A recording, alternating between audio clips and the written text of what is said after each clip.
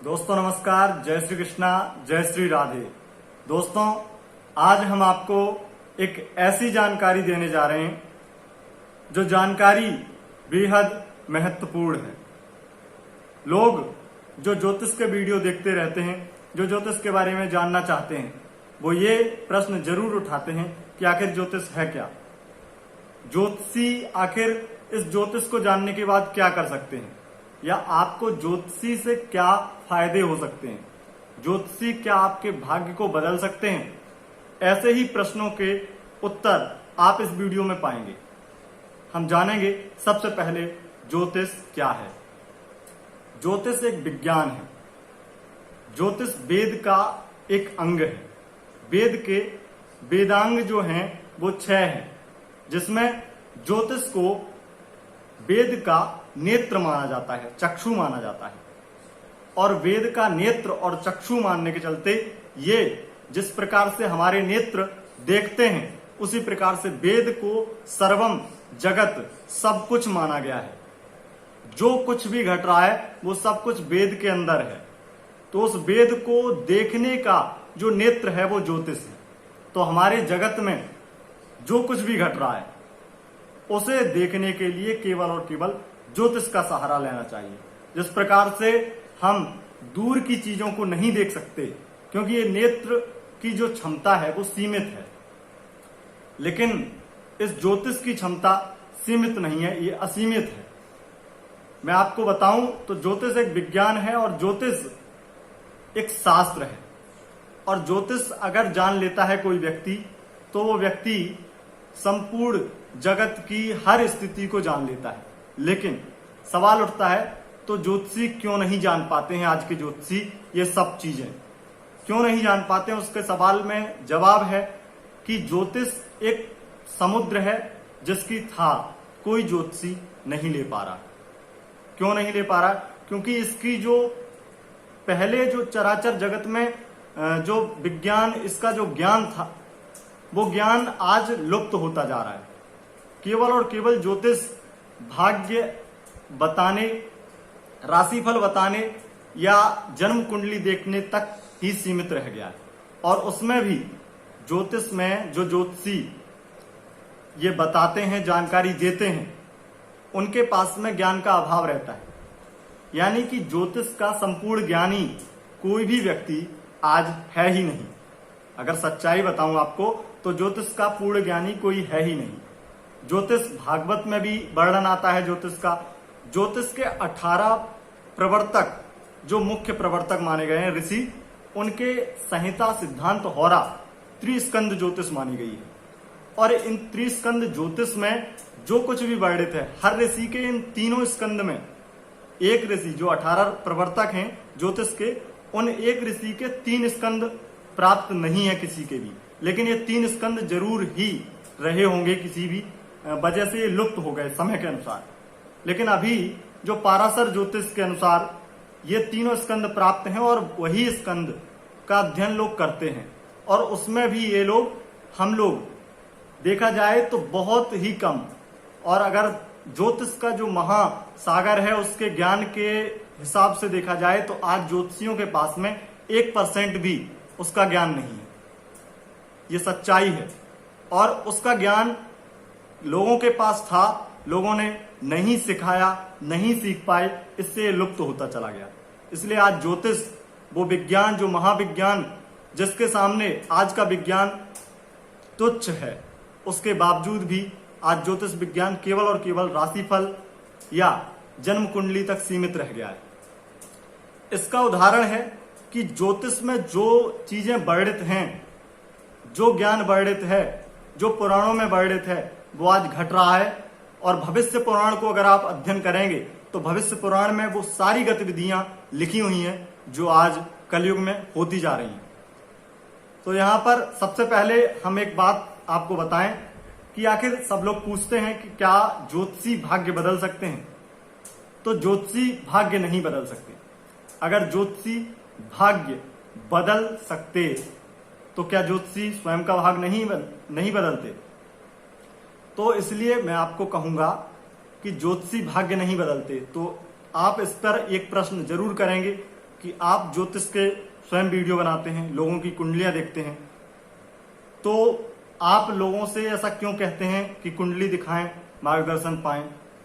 उपाय क्यों बताते हैं? क्या उपाय फायदे करते हैं? उपाय से क्या बदला जा सकता है? ये जानकारी आप चाहते हैं तो मैं आपको बताऊं कि जो उपाय बताए जाते हैं, जन्म कुंडली देख करके आपका मार्गदर्शन, जैसा कि मैंने कहा कि ज्योतिष नेत्र है, और नेत्र क्या करते हैं? देखते हैं, देखने का कार्य करते हैं। और देखने का वो कार्य जो सर्व जगत, वेद को जगत का हर एक क्षण, हर एक वस्तु, हर एक चीज देखा गया है। वेद का मतलब ही है सब कुछ, तो सब कुछ देखने की क्षमता है ज्योतिष में। लेकिन वही ज्योतिष जब देखने को, एक तरह से आईना भी कह सकते हैं ज्योतिष को, आपको एक मार्ग दिखाने का काम करती है। मान लीजिए मेहनत, जब हम यहां पर बात करते हैं तो भाग्य को हटा करके कर्म, क्योंकि कर्म प्रधान हमारा मनुष्य जन्म है, कर्म प्रधान है, और कर्म की यहां पर भूमिका बनाते हैं लोग, कर्म को बहुत ही महत्वपूर्ण मानते हैं। लेकिन कर्म में क्या है? कर्म में तो हर चीज है, और कर्म ज्यादा करने से, मेहनत ज्यादा करने से सफलता प्राप्त होती है, या तरीके से करने से? कर्म क्या करना चाहिए ये ज्योतिष ज्ञान कराती है। कहा भी गया है कि ग्रहाधीनम जगत सर्वम ग्रहाधीना नरावरा, काल ज्ञानम ग्रहाधीनम ग्रहा कर्म फलप्रदा। यानी कि ग्रह के अधीन सभी जगत है, संपूर्ण जगत, सृष्टि ग्रहों के अधीन है, और ये ग्रहों के अधीन ही हम लोग हैं, नरवर मनुष्य सभी ग्रहों के अधीन है। और जो समय है वो भी ग्रहों के अधीन है। लेकिन ज्योतिष जो शास्त्र है वो समय का ज्ञान रखता है। समय कैसा है, आगे कैसा आएगा, इसका ज्ञान हमें ज्योतिष ने बताया है, ज्योतिष कराता है इसका ज्ञान। जब ज्योतिष की उत्पत्ति हुई तब भी लोगों ने यही प्रश्न पूछा कि ज्योतिष की उत्पत्ति हुई क्यों?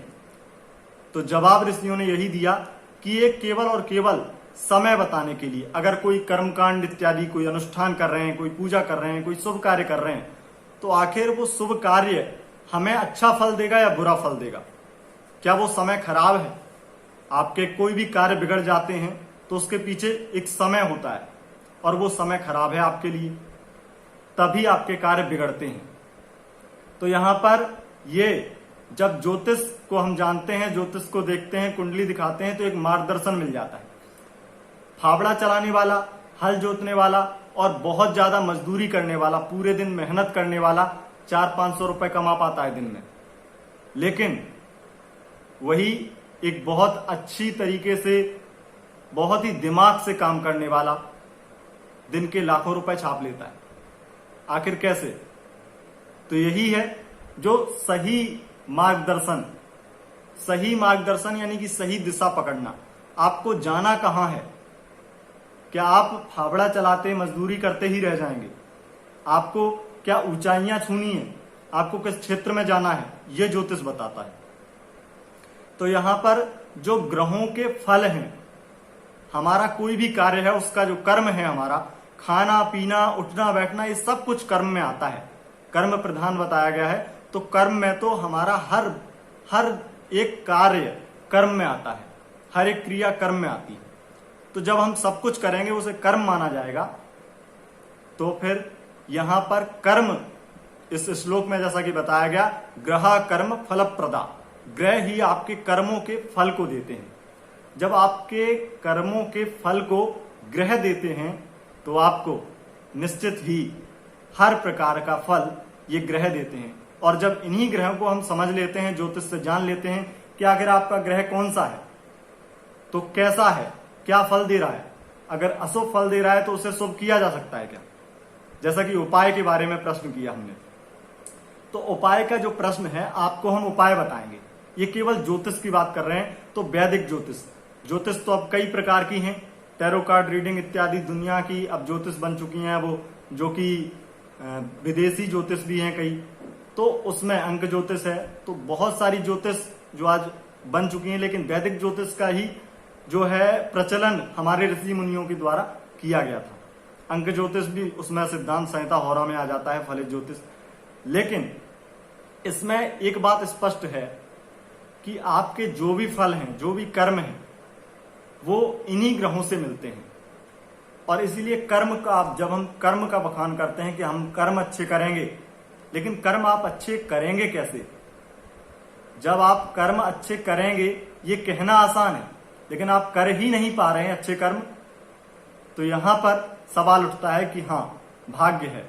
और कहा गया है, भाग्यम फलति सर्वत्र ना विद्या न च पौरुषम। विद्या पौरुष धरा का धरा रह जाता है जब भाग्य अपना असर दिखाता है, भाग्य फलता है।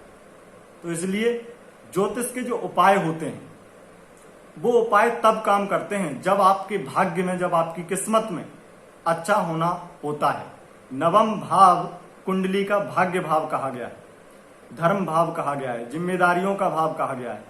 तो इसमें क्या होता है, इसमें व्यक्ति भाग्य के भरोसे तब हो जाता है जब मान लीजिए आपको उपाय बताया, कोई ग्रह आपका अशुभ फल दे रहा है या किसी प्रकार से आपका काम बिगड़ रहा है, तो वहां पर क्या होता है कि व्यक्ति को उपाय बता दिया। उपाय तब काम करेगा जब आपके भाग्य में वो चीज है। कोई ग्रह आपका बुरा है तो उसमें कर्म में लिखा है कि आपको एक ज्योतिषी के द्वारा सलाह मिलेगी, उस सलाह से आप सही मार्ग पकड़ेंगे, उसके बाद में आपके जीवन में कुछ अच्छाइयां होंगी, कुछ आपके काम सुधरेंगे, आपको समय का ज्ञान हो जाएगा, आपका समय सही कैसा है, कब है, ये ज्ञान हो जाएगा, तब आपकी चीजें सुधरती हैं।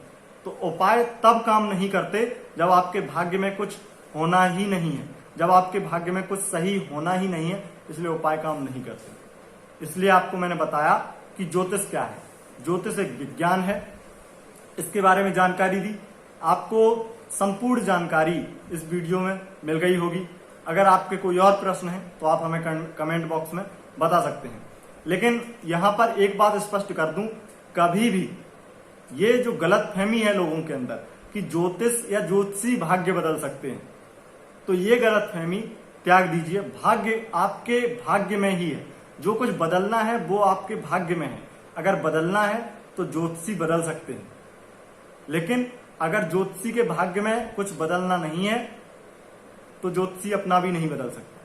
लेकिन उपाय, क्योंकि जब उपाय की हम बात करते हैं तो शास्त्रों में अलग अलग मंत्र, सिद्धियां, सब कुछ देने वाले मंत्र, ऐसे अनोखे उपाय जो शास्त्रों में बताए गए हैं। तो उपाय निश्चित इसलिए बताए गए हैं क्योंकि उसका हम लाभ ले सकें, उन देवताओं का मंत्र जप करके, अनुष्ठान करके, पूजा करके उन्हें प्रसन्न कर सकें, शायद वो हमारा समय सही कर दें, इसलिए ही उपाय बताए गए।